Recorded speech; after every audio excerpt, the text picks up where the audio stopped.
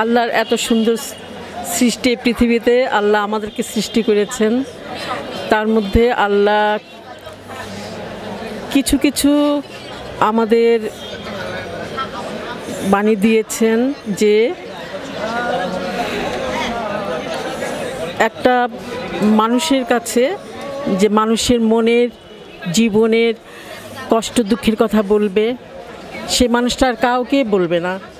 প্রতিটি মানুষের ভিতরে দুঃখ কষ্ট আনন্দ সবই আছে, কিন্তু যখন আমি বেশি কষ্ট পাবো তখন ইচ্ছে হবে এমন কাউকে যদি পাই যে কথাগুলি বলতে পারবো।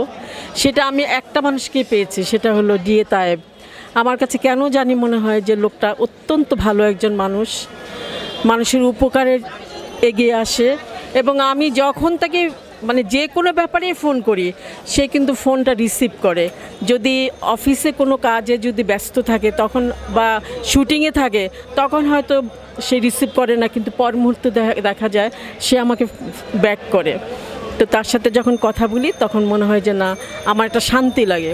এই ভদ্রলোক কিন্তু এই ধরনের, যে মানুষের জীবনে আমি অনেকের সাথে কথা বলে দেখেছি, তারা বলল যে হ্যাঁ, ডিএ তায়েব সাহেব যে কোনো ব্যাপারে হোক আমরা তাকে পাবো।